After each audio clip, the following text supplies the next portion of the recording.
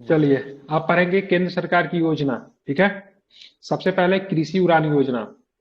कौन सा योजना है? कृषि उड़ान योजना। ठीक है। क्या है योजना? और जूम कर दो। चलिए देखिए, कृषि उड़ान योजना के अंतर्गत कृषि उड़ान योजना के अंतर्गत 58 हवाई अड्डे शामिल किए। कितने हवाई अड्डे शामिल किए गए इस योजना के अंतर्गत? 58। कितने हवाई अड्डा? 58 58। हवाई अड्डे को शामिल किए गए। ठीक है, इसको ध्यान में रखेंगे। कृषि उड़ान योजना 2.0 की घोषणा 27 अक्टूबर 2021 को की गई थी। ठीक है, ध्यान रखें, जो मुख्य रूप से पहाड़ी क्षेत्रों, उत्तर पूर्वी राज्यों और आदिवासी क्षेत्रों से खराब होने वाले खाद्य पदार्थों के परिवहन पे केंद्रित थी। ठीक है, ध्यान रखिएगा। ठीक है, तो कृषि उड़ान योजना 2.0 की घोषणा 27 अक्टूबर कब की गई? 2021 को की गई, जो कि मुख्य रूप से पहाड़ी क्षेत्रों, उत्तर पूर्वी राज्यों और आदिवासी क्षेत्रों में खराब होने वाले खाद्य उत्पादों के परिवहन पे केंद्रित। ठीक है, इसमें कितने हवाई अड्डा को नामित किया गया इस योजना के लिए? 58 सर। 58 हवाई अड्डा। ठीक है, 58 हवाई अड्डा को नामित किया गया। ठीक है, इस योजना में मुख्य रूप से उत्तर पूर्वी पहाड़ी और जनजातीय क्षेत्र पर ध्यान केंद्रित करने के लिए 25 हवाई अड्डों के अलावा अन्य क्षेत्रों के 33 हवाई अड्डे को शामिल किया गया। ठीक है, मुख्य उद्देश्य क्या रहेगा सर? पहाड़ी क्षेत्रों या फिर उत्तर पूर्वी राज्य फिर आदिवासी क्षेत्रों में जो खाद्य पदार्थ जो वहाँ के जो होते हैं उनको मतलब क्या परिवहन के लिए। ठीक है, ध्यान में रखिएगा। तो इंपॉर्टेंट आपके लिए यही है, कृषि उड़ान योजना का संबंध किससे है? तो खाद्य फसल के परिवहन से। और इसके अंतर्गत कितने हवाई अड्डे को शामिल किया गया है? तो 58 हवाई अड्डा। ठीक है। चलिए, भारतीय वन एवं लकड़ी प्रमाणीकरण योजना खबरों में है। ठीक है, ध्यान रखेंगे।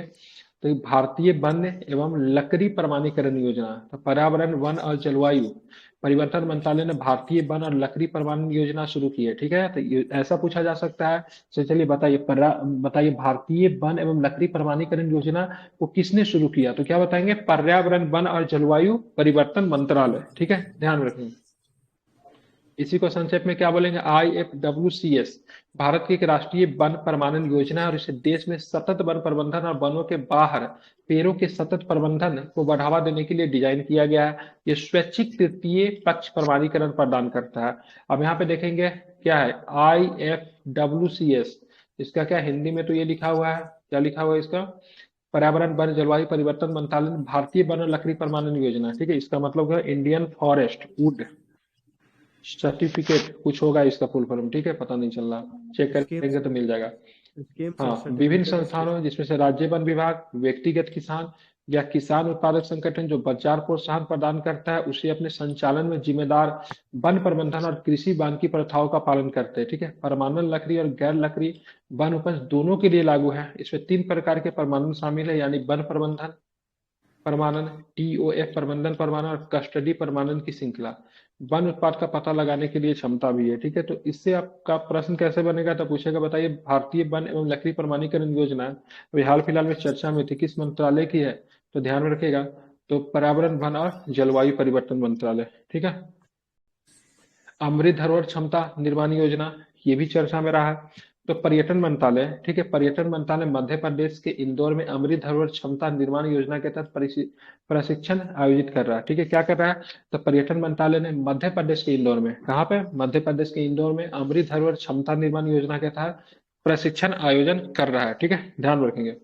अमृत धरोहर पहल की बात करेंगे, 2023-24 बजट घोषणा के तहत रोजगार के अवसर पैदा करने और स्थानीय आजीविका का समर्थन करते हुए देश में रामसर साइटों के अद्वितीय संरक्षक मूल्यों को बढ़ावा देने के लिए जून 2023 के दौरान, ठीक है, MOEF CC द्वारा शुरू की गई थी। ठीक है, MOEF मिनिस्ट्री ऑफ, क्या होगा इसका? ठीक है, environment and short forest. From the environment and forest. हाँ। तो ध्यान रखें, MOEFCC देश भर में रामसर स्थलों की प्रकृति पर्यटन क्षमता का उपयोग करके स्थानीय समुदायों के लिए आजीविका के अवसरों को बढ़ावा देने के उद्देश्य से MOT के साथ संयुक्त रूप से अमृत धरोहर पहल के प्राकृतिक पर्यटन घटकों को कार्यान्वित कर रहा है। ठीक है, अब यहाँ पे देखेंगे एक प्रश्न ऐसे बनेगा, बताए अमृत धरोहर क्षमता निर्माण योजना किससे संबंधित है? ठीक है, तो रामसर से संबंधित है। किससे स्थल है? रामसर स्थल से संबंधित है। ठीक है, और एक बार और ध्यान में रखें, कहाँ पे शुरू हुआ है? तो पर्यटन मंत्रालय ने शुरू किया है। कहाँ पे? ठीक है, MOT का मतलब क्या? Ministry of Indore. क्या? एनवायरमेंट MOT का और क्या क्लाइमेट होता है? चेंज। टूरिस्ट। ठीक है, पर्यटन मंत्रालय। टूरिज्म। ठीक है, हाँ। इसके हाँ, मध्य पर्यटन प्रदेश के मंत्रालय। कहाँ पे शुरू हुआ? इंदौर में। ठीक है, तो यहाँ पर भी हुआ, टूरिज्म। रामसर स्थल हुआ भी है। ठीक है, इंदौर में हुआ है। ठीक है, ध्यान रखेंगे। कितने नंबर का हुआ है रामसर स्थल जो इंदौर में हुआ है? नंबर याद है? ठीक है, नहीं। कोई दिक्कत नहीं, नंबर नहीं है देख लीजिएगा, लेकिन इंदौर में ही हुआ है। ठीक है, भारत में रामसर स्थलों की संख्या कितनी हो गई है? 75 प्लस 5 80 हो गई। ठीक है, 5 स्थल को इसी बार चुना गया है। ठीक है, ध्यान में रखेंगे। और इस बार की बात करेंगे तो सबसे अधिक तमिलनाडु में 14 प्लस 2 16 हो गए नहीं। हाँ। तमिलनाडु में कितने हो गए? 16 सर्वाधिक है। ठीक है, ये ध्यान रखें। बिहार में क्या है? एक ही है। तो इंदौर में आयोजन किया गया। ठीक है, वैकल्पिक आजीविका कार्यक्रम के तहत स्थानीय समुदाय है तो इन प्रशिक्षण कार्यक्रम को संचालित किया जाएगा। और इसके लिए ओडिशा में भितरकानिका और चिलिका और हरियाणा में सुल्तानपुर के अलावा शिरपुर और यशवंतपुर सागर 5 प्राथमिकता वाले रामसर स्थलों में से 2 को एमओटी और ठीक है एमओएफसी द्वारा चुना गया। किसको किसको चुना गया तो ध्यान रखेंगे। वैकल्पिक आजीविका कार्यक्रम के तहत स्थानीय समुदाय हो तो इन प्रशिक्षण कार्यक्रम को संचालित किया जाएगा। इसके लिए ओडिशा के 2 को चुना है। किसको? भितरकनिका और चिल्का चिल्का को। ठीक है, भारत में सबसे पहला रामसर स्थल कौन सा है? चिल्का ही है। ठीक है, भारत में सबसे पहला चिल्का है। सबसे छोटा कौन है? सबसे छोटा वेटलैंड रेणुका। ठीक है, सबसे छोटा रेणुका, सबसे पहले चिल्का। ठीक है, क्या रेणुका कहाँ है? कौन? रेणुका हिमाचल प्रदेश में। रेणुका हिमाचल हिमाचल। और चिल्का उड़ीसा में हो गया। ठीक है, हरियाणा में सुल्तानपुर के अलावा सिरपुर और यशवंत सागर। ठीक है, 5 प्रतियोगिता वाले रामसर स्थलों में से ठीक है 2 को एमओटी और एमओएफसी द्वारा चुना गया है। ठीक है, पहला प्रशिक्षण 8 दिसंबर 2023 को हरियाणा के रामसर साइट सुल्तानपुर राष्ट्रीय उद्यान में शुरू किया जाएगा। ठीक है, और सबसे दिव्यांग जन का राष्ट्रीय पुरस्कार मिला है। ठीक है, तो पता ही बिहार से किसे मिल गया है? नाम क्या बता दीजिए। गुप्ता। क्या नाम था बिहार से? हाँ, ज्योति गुप्ता। ज्योति गुप्ता को मिला, जो कि मुजफ्फरपुर की रहने वाली। ठीक है, हाल में केंद्रीय सूक्ष्म लघु और मध्यम उद्यम ठीक है एमएसएमई मंत्री श्री नारायण नारायण ने रैम्प कार्यक्रम के तत्वाधान में 3 उप योजनाओं को मतलब क्या किया है? लॉन्च किया है। ठीक है, ध्यान में रखेंगे। रैम्प के बारे में देखेंगे क्या क्या है। ठीक है, तो रैम्प में कितनी योजनाओं को लॉन्च किया गया है? 3 योजनाओं को। ठीक है, कितनी योजनाओं को? 3 उप योजनाओं को लॉन्च किया गया। एमएसएमई के मंत्री कौन है? एमएसएमई के मंत्री कौन है? नारायण राणे। किस पार्टी से आते हैं नारायण राणे? शिवसेना से। ठीक है, शिवसेना जो नहीं बना था, शिवसेना कौन सा गुट वाला? एक नाथ शिंदे वाला गुट था, उसी पार्टी का नारायण राणे है। ठीक है, ध्यान रखेंगे। ठीक है, तो रैंप में 3 उप योजनाएं शामिल की गई है। ठीक है, एक है एमएसएमई उपहार योजना। इसका उद्देश्य एमएसएमई को ब्याज छूट और क्रेडिट गारंटी समर्थन तथा के साथ ठीक है हरित प्रौद्योगिकी अपनाने में मदद करना है। दूसरा कि एमएसएमई स्पाइस योजना। ठीक है, सर्कुलर इकोनॉमी के संवर्धन और निवेश के लिए एमएसएमई योजना है। और तीसरा की बात की क्या? एमएसएमई ओडीआर योजना। ठीक है, विलंबित भुगतान के लिए ऑनलाइन विवाद समाधान पर एमएसएमई योजना है। ठीक है, अब देखिए रैम्प के बारे में जान ले। रैम्प का फुल फॉर्म क्या होता है? रैम्प का फुल फॉर्म कोयल भी बताइए कि मैं बताऊं? Ranging and accelerating MSME performance होता है। क्या होता है? Ranging and accelerating MSME programme होता है। इसको लॉन्च किया गया था 2022 में। ठीक है, ranging and accelerating MSME programme है कि प्रोजेक्ट है? प्रोग्राम होना चाहिए। ठीक है, और 2022 में इसको लॉन्च किया। परफॉर्मेंस है, हाँ जो भी है देख लीजिएगा। परफॉर्मेंस है, अच्छा हाँ परफॉर्मेंस है। ठीक है, और 2022 में ही लॉन्च किया गया था, एक बार ये भी चेक कर लीजिएगा। ठीक है, तो रैम्प के बारे में जान लेते। एमएसएमई प्रदर्शन को बढ़ाना, वही हिंदी लिखा, और तेज करना है मतलब क्या? एक्सेलरेट करना, रेंज करना, वही तो है।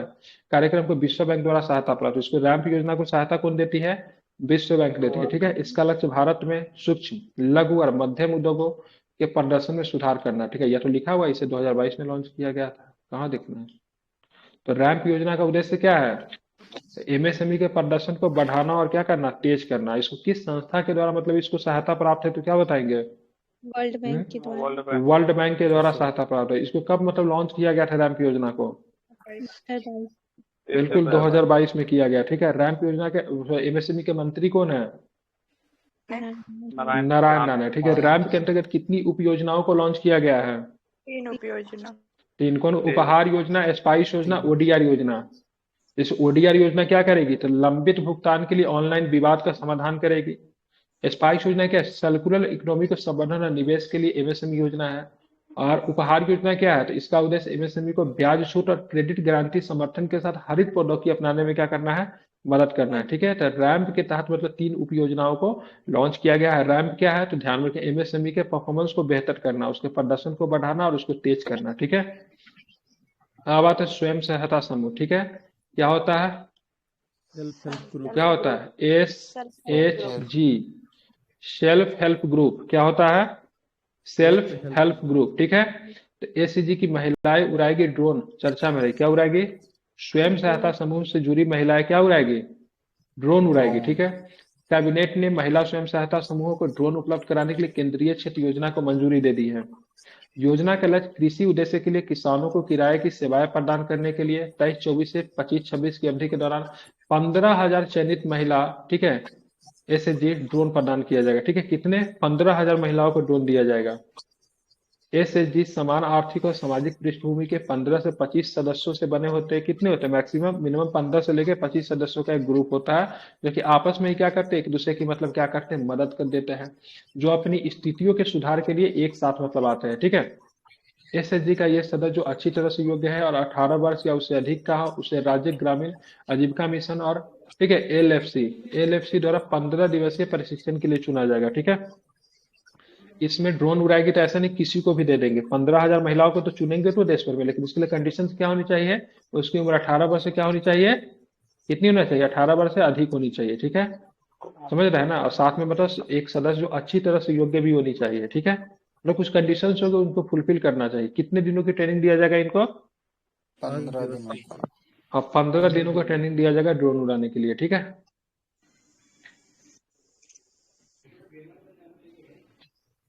इतना ही था। अब आता है थोड़ा सा रिवीजन करवा देते हैं पहले इसको, एक बार नजर में देखते देखते इसको चलते हैं। ठीक है,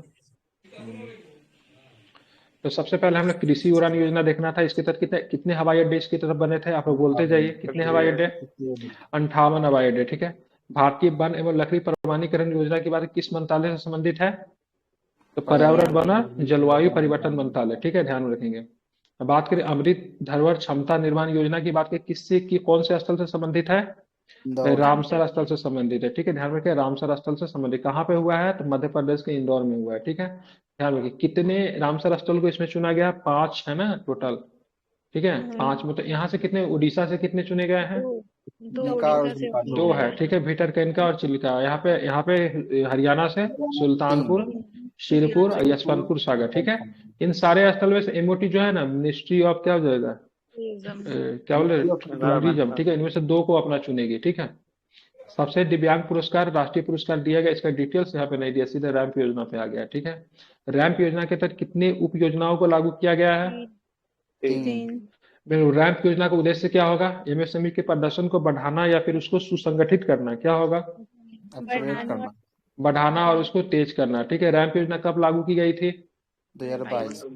2022 में। ठीक है, रैंप योजना के बारे में बात करते हैं, इसको किस अंतर्राष्ट्रीय संस्था से मतलब इसको समर्थन मिलता है, वर्ल्ड बैंक। चलिए बात करेंगे ड्रोन उड़ाने की, बात करेंगे ड्रोन कौन उड़ाएंगे, सेल्फ हेल्प ग्रुप की महिलाएं 15,000 चयनित महिलाएं। सेल्फ हेल्प ग्रुप से जुड़ी महिलाएं, कितनी ड्रोन दी जाएगी, 15,000।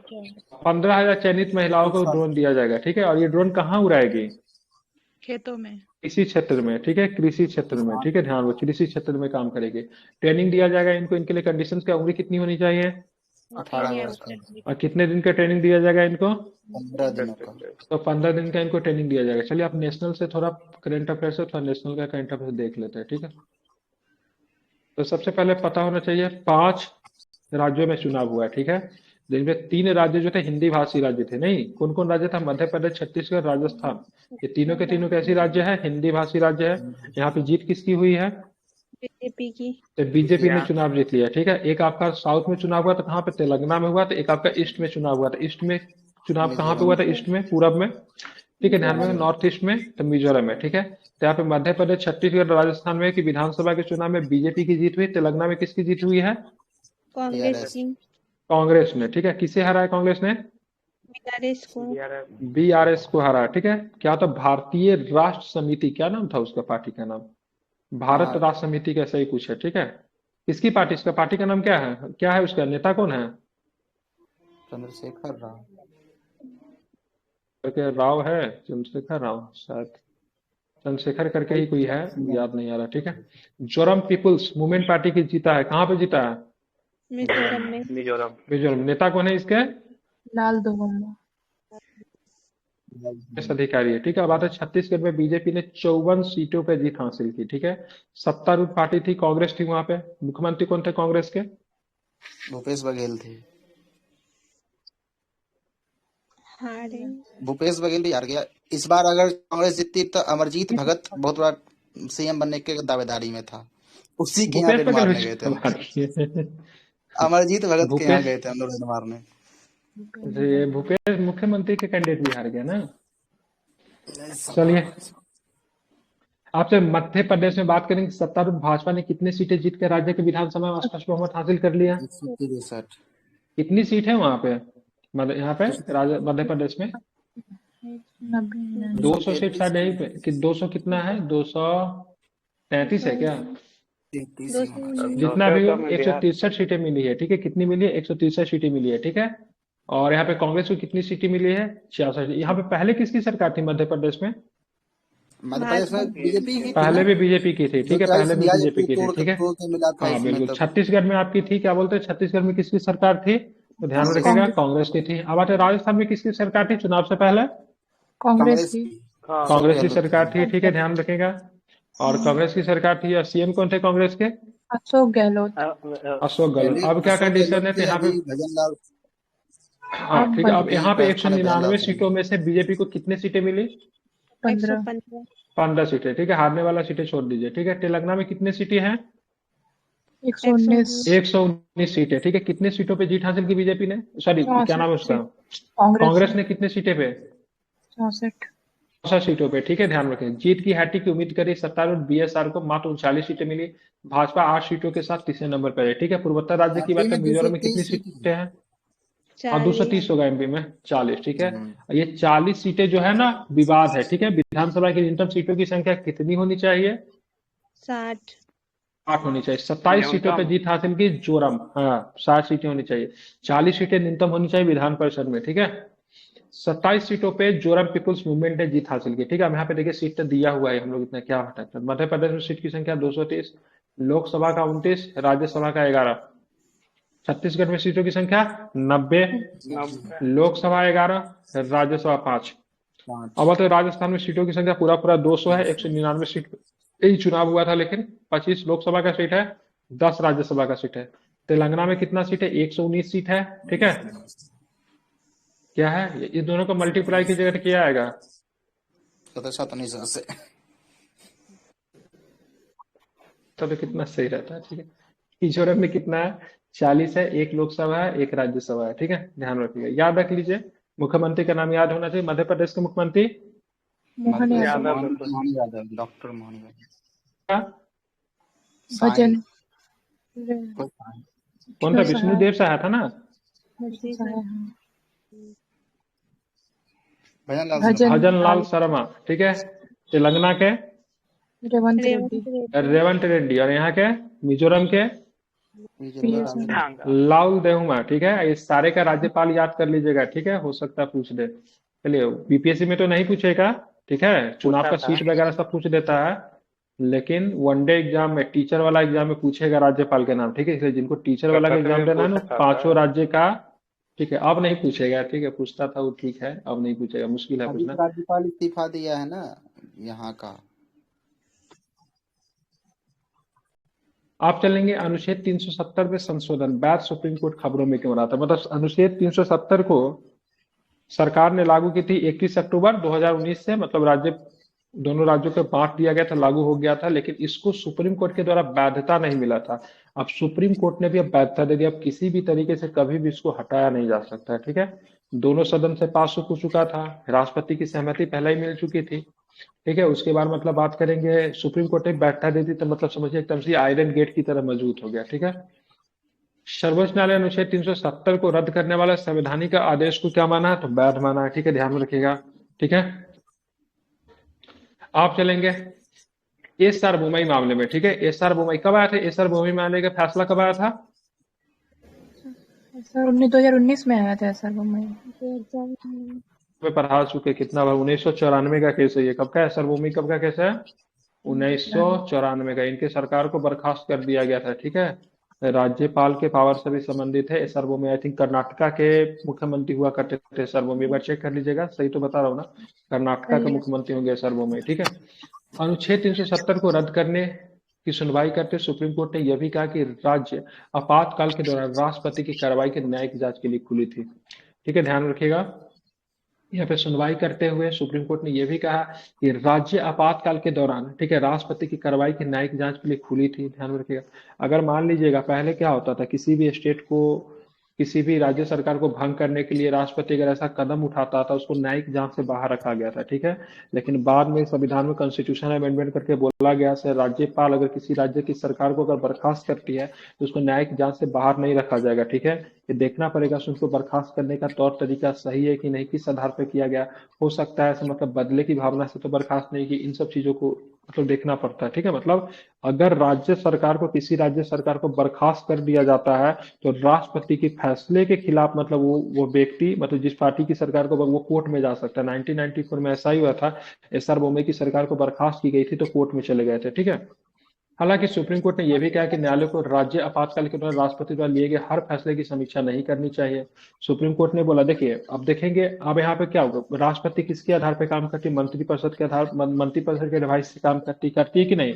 अगर मंत्रिपरिषद एडवाइस करे तो उस राज्य की सरकार को बर्खास्त कर दिया जाए तो राष्ट्रपति को करना पड़ेगा। लेकिन देखना है राष्ट्रपति दुर्भावना से किसी राज्य की सरकार को बर्खास्त न करे, ठीक है। इसीलिए शुरुआती दौर में प्रावधान क्या था? शुरुआती दौर में प्रावधान ये था, शुरुआती दौर में प्रावधान ये सब थे, राज्य मतलब राष्ट्रपति जो फैसले जो देते थे उसको सुप्रीम कोर्ट के ठीक है न्यायिक समीक्षा से उसको बाहर रखा गया था, ठीक है। लेकिन बाद में 1994 में जब एसआर बोम्मे की सरकार को जब बर्खास्त किया गया तो उनके ऊपर दुर्भावना के आरोप लगा के सरकार को बर्खास्त किया गया। तो एक्चुअली में बहुत सारे सरकार को उस समय बर्खास्त कर दिया गया था ड्यू टू, मतलब उस समय सांप्रदायिकता का मामला बहुत अपने चरम पे था। बहुत सारे राज्य के सरकार पे ये आरोप लगा जो धार्मिक सांप्रदायिकता को बढ़ावा दे रही, जहाँ पे बीजेपी की सरकार थी, SR Bommai belongs to the BJP government, ठीक है। इनके भी सरकार को बर्खास्त किया गया था, हाईकोर्ट में चले गया, इन्होंने हाईकोर्ट बोलते सुप्रीम कोर्ट में चले गए, इन्होंने चैलेंज किया। तो उसी समय मतलब ये फैसला है मतलब राष्ट्रपति के न्यायिक, राष्ट्रपति अगर कोई ऐसा काम करते तो किसी राज्य की सरकार को मतलब बर्खास्त करते हैं तो उनकी न्यायिक समीक्षा हो सकती है। लेकिन फिर सुप्रीम कोर्ट ने कहा, तो सुप्रीम कोर्ट ने यह भी कहा न्यायालय को राज्य आपातकाल के दौरान राष्ट्रपति द्वारा लिए गए हर फैसलों की समीक्षा नहीं करनी चाहिए। ऐसा नहीं कि कुछ भी राष्ट्रपति कर रहा है तो फिर हर फैसला को समीक्षा करो, ऐसा नहीं है।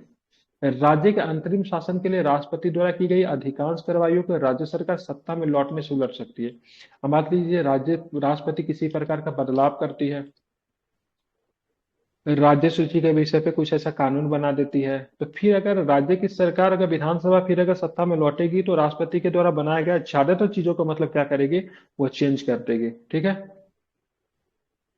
अब यहाँ पे देखेंगे और क्या है, ये सब तो ऑलरेडी पहले भी पढ़ा चुका है। जब ऐसी आपात स्थिति समाप्त हो जाती है तब राज्य विधानमंडल की जगह संसद और अधिनियमित विधानों के बाद में राज्य विधानमंडल को निरस्त किया जा सकता है, ठीक है। अगर संसद अगर किसी भी तरह का कोई, अगर मान ली संसद अगर किसी भी तरह के राज्य सूची के विषय पे कानून बना दिया गया, राज्य में अगर 356 अगर लगा हुआ है तो बाद में अगर मतलब क्या होता है, वहां पे फिर से विधानसभा अगर बहाल होता है तो ऐसे कंडीशन में क्या होगा, अगर विधानसभा अगर चाहे तो संसद के द्वारा बनाए गए कानूनों पे मतलब क्या कर सकती है, उसको बदल सकती है, उसको निरस्त कर सकती है या फिर उसको स्वतः रहने दे सकती है, ठीक है।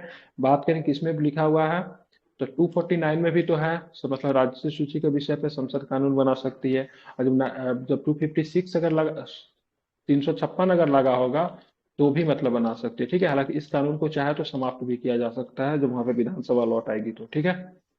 249 में तो राज्यसभा को है ना शायद हक।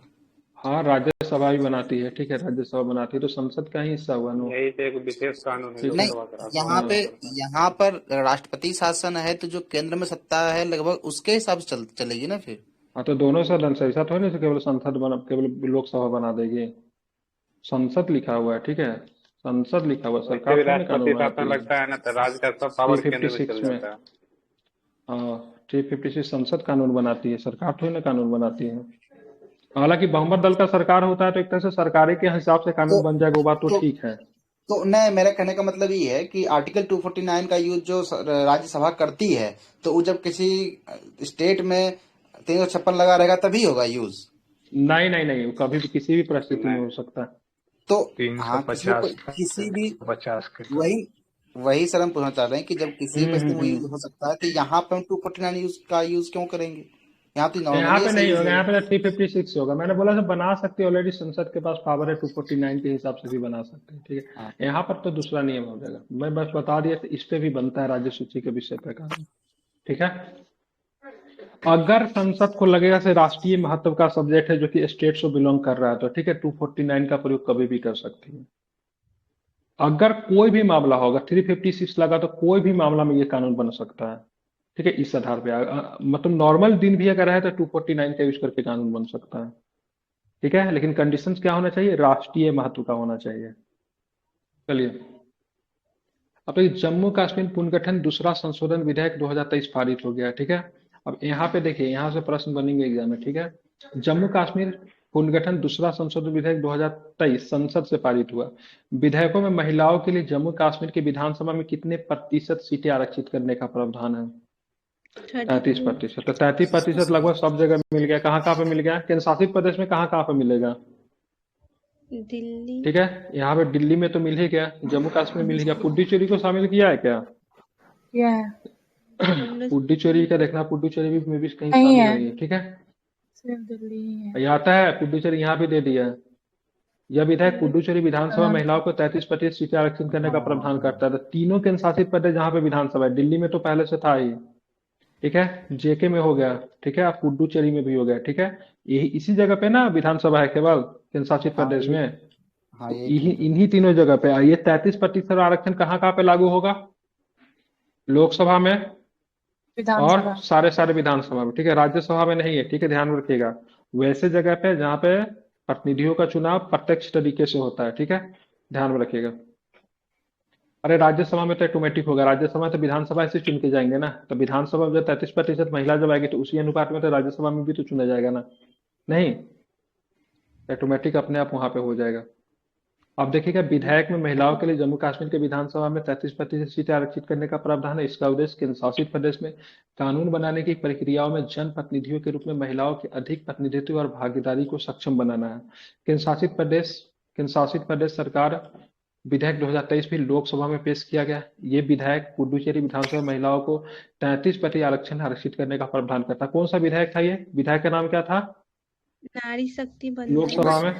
जी, नारी बंधन शक्ति, नारी शक्ति बंधन। कितना नंबर का विधेयक था? 128। 128। 128। कानून कितने नंबर का बनाई है? ये तो विधायक पर 128 नंबर का। 106। 6 नंबर। 108, हाँ ठीक है। 106वां ये संशोधन पारित हो गया, ठीक है। ये विधेयक जो प्रस्तुत किया गया था 128 नंबर का था, ठीक है, ध्यान रखेंगे, ठीक है। अब आते दूरसंचार विधेयक, ठीक है, 2023 को राष्ट्रपति की मंजूरी दे दी। खबरों में ये रहा, राष्ट्रपति द्रौपदी मुर्मू ने नए दूरसंचार विधेयक 2023 को मंजूरी दे दी। क्या था इसमें? तो दूरसंचार विधेयक 2023 संसद से पास होने के लिए राष्ट्रपति को मंजूरी मिल गई है। विधेयक दूरसंचार सेवाओं और दूरसंचार नेटवर्क के विकास, विस्तार और संचालन से संबंधित कानून में संशोधन और समिति करने का प्रयास करता है, ठीक है। यह भारतीय टेलीग्राफ अधिनियम 1885, ठीक है। भारतीय टेलीग्राफ अधिनियम कब का है? 1885 का है। भारतीय वायरलेस टेलीग्राफी अधिनियम कब का? 1933 का है। टेलीग्राफी तार, ठीक है, अधिनियम 1950 को निरस्त करता है, ठीक है। किसको किसको निरस्त कर दिया? तो भारतीय टेलीग्राफ अधिनियम 1885 को निरस्त कर दिया। भारतीय वायरलेस टेलीग्राफ अधिनियम की बात करेंगे 1933 को निरस्त कर दिया। और टेलीग्राफ तार गैर कानूनी कब्जा अधिनियम 1950 को निरस्त कर दिया। यह भारतीय दूरसंचार नियामक प्राधिकरण ट्राई अधिनियम 1997 में भी संशोधन करता है। ट्राई का अधिनियम कब आया था? ट्राई 1997 में आया था। ट्राई का फुल फॉर्म क्या होगा? Telecom Telecom regulatory Regulatory authority हाँ ऑफ ठीक है, ये मतलब Authority of नियामक India। संस्था होता है, ठीक है, दूर संचार नियामक पर। इसका मतलब क्या है? रेट कितना रहेगा वो भी ये तय करती है। मतलब कोई टेलीकॉम कंपनी अपने से ये नहीं कर सकते रिचार्ज 1000 हो गया, ठीक है, ऐसा कोई नहीं। रेट को भी मतलब काम करने की मतलब काम करती है, ठीक है। उस पर भी मतलब वो क्या बोलती है, चेक बैलेंस करके रखती है, बहुत ज्यादा ना हो। विधेयक ट्राई अधिनियम में संशोधन करने के निम्नलिखित व्यक्तियों को भी अनुमति देता। अध्यक्ष के रूप में काम करने के लिए कम से कम कितने उम्र होनी चाहिए? 30 साल का 30 अनुभव साल होना का चाहिए। पेशेवर अनुभव, ठीक है, ध्यान रखिए। और सदस्यों के रूप में काम करने के लिए 25 साल का पेशेवर अनुभव होना चाहिए, ठीक है। मतलब ऐसा नहीं कि 25 साल उम्र नहीं होना चाहिए, मतलब इतना साल का अपने पास 20 साल एक्सपीरियंस होना एक्सपीरियंस। चाहिए।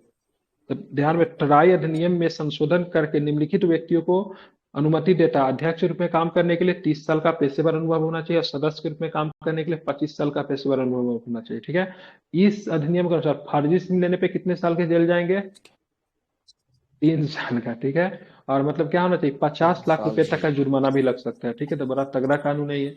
लेकिन आपके ये बात तो ठीक है, यहाँ पे स्टेटमेंट बना के प्रश्न पूछा जाए तो बताइए, दूरसंचार विधेयक 2023 के संदर्भ में निम्नलिखित कथनों पर विचार करें, ठीक है। इस अधिनियम के तहत, ठीक है, इस अधिनियम के तहत भारतीय टेलीग्राफ अधिनियम 1885 और, ठीक है, टेलीग्राफी अधिनियम 1933 में केवल क्या किया गया? केवल निरस्त किया गया, ठीक है। हो सकता है एगो को छोड़ दे, तो ध्यान रखिए 3 कानून को निरस्त किया गया, ठीक है। किस किस कानून को निरस्त किया गया? तो टेलीग्राफ अधिनियम 1885, वायरलेस टेलीग्राफ अधिनियम 1933 और गैर कानूनी कब्जा अधिनियम, टेलीग्राफ तार गैर कानूनी कब्जा अधिनियम 1950। और संशोधन किसमें किया गया? ट्राई अधिनियम 1997 में संशोधन किया गया, ठीक है। अध्यक्ष के रूप में काम करने के लिए 30 साल का पेशेवर अनुभव, सदस्य के रूप में काम करने के लिए 25 साल का पेशेवर अनुभव, ठीक है। गलत तरीके से सिम लेंगे तो 3 साल का सजा है और 50 लाख का मतलब क्या है? जुर्माने तक का प्रावधान किया गया है, ठीक है। तो चलिए, तो 2 कानून जो थे ब्रिटिश कालीन कानून थी उसको समाप्त कर दिया गया, 1885 वाला, 1933 वाला, 2 ब्रिटिश कानून को समाप्त किया गया, ठीक है। अब यहाँ पे टेलीग्राफ देखिएगा तो ये सबसे भी। पहले 1865 में चला था ना। कौन? टेलीग्राफ सेवा की शुरुआत 1865 में हुई थी। टेलीग्राफ नहीं, टेलीग्राफ का सेवा डलहौजी के शासन काल में हुआ था। टेलीग्राफ सेवा का शुरुआत 65 में नहीं होगा, 54 में होगा। डाक वह हुआ था 54 में ना। टेलीग्राफ नहीं, डलहौजी के शासन काल में टेलीग्राफ आ गया था। 54 में आया था। गाँव एक बार चेक कर लीजिए, पहली बार टेलीग्राफ सेवा लंदन तक भेजी गई थी एक, ठीक है। आई थिंक डलहौजी के शासन काल में आ गया था। चेक कीजिए तो क्या है इसमें, ठीक है, चेक कर लीजिए, ठीक है। जम्मू कश्मीर आरक्षण विधेयक हार्बर गया 2000 था। क्या? कोलकाता से डायमंड हार्बर गया था, हाँ। टेलीग्राफ पे गया था। वो तो नहीं था, वो था लॉरेंस वाला था, वही था। तब से जरूर थोड़ा वही था, डलहौजी देख वाला लीजिए कब है सही ना, नहीं हुई था। देख लीजिए। एगो तो यहाँ पर भी ना, आगरा तक भेजा गया था। क्या भेजा गया था? भारत यूरोप के बीच भेजा गया था टेलीग्राफ सेवा, समुद्री वाला था, और आगरा तक कुछ और था वहाँ पे। ये क्या है आंसर इसका? नहीं जानकारी है, याद नहीं आ रहा, ठीक है। लेकिन मुझे लग रहा है डलहौजी के शासनकाल में टेलीग्राफ सेवा आया था। उसमें भी कुछ इलेक्ट्रिक जोड़ देता है, कुछ कुछ जोड़ के अलग अलग आंसर हो जाता है। जम्मू हाँ, तो कश्मीर आरक्षण डलहौजी शायद संशोधन विधेयक 2023 सर 2023 जब क्या? एक क्वेश्चन पूछा गया है कि किस वर्ष यूरोप और भारत के बीच पहला टेलीग्राफ संबंध, उसका है लंदन में भेजा गया था। उसका है सर उसका 1865। 1865 होगा, तो लॉरेंस उसका होगा, पता, उसका ठीक नाम है। लॉरेंस था। ठीक है, तो लंदन तक भेजा गया था, ठीक है। जम्मू कश्मीर आरक्षण संशोधन विधेयक 2023 और जम्मू कश्मीर पुनर्गठन संशोधन विधेयक 2023 लोकसभा से पारित हो गया, ठीक है। तो यहाँ पे प्रश्न बनेगा, इसको जरा कॉपी में नोट कीजिएगा, ठीक है। लोकसभा में जम्मू और कश्मीर आरक्षण संशोधन विधेयक 2023 और जम्मू कश्मीर पुनर्गठन संशोधन विधेयक 2023 पारित हुआ है। यहाँ से प्रश्न निकल रहा है, ठीक है। देखिएगा, पुनर्गठन विधेयक में जम्मू कश्मीर विधानसभा के सीटों की संख्या 107 से बढ़ाकर कितना कर दिया गया? लिखते जाइएगा इसको, 107 से बढ़ाकर कितना कर दिया गया? 114 कर दिया गया, ठीक है। इंपॉर्टेंट है।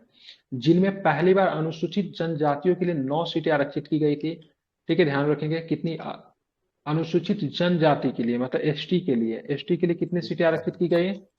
9 सीटें आरक्षित की गई, ठीक है। ध्यान रखिए, ठीक है। यह बढ़ोतरी परिसीमन आयोग के रिपोर्ट पर आधारित है, ठीक है। परिसीमन आयोग के रिपोर्ट को किसी भी कोर्ट में चैलेंज नहीं कर सकते, ध्यान में रखिएगा।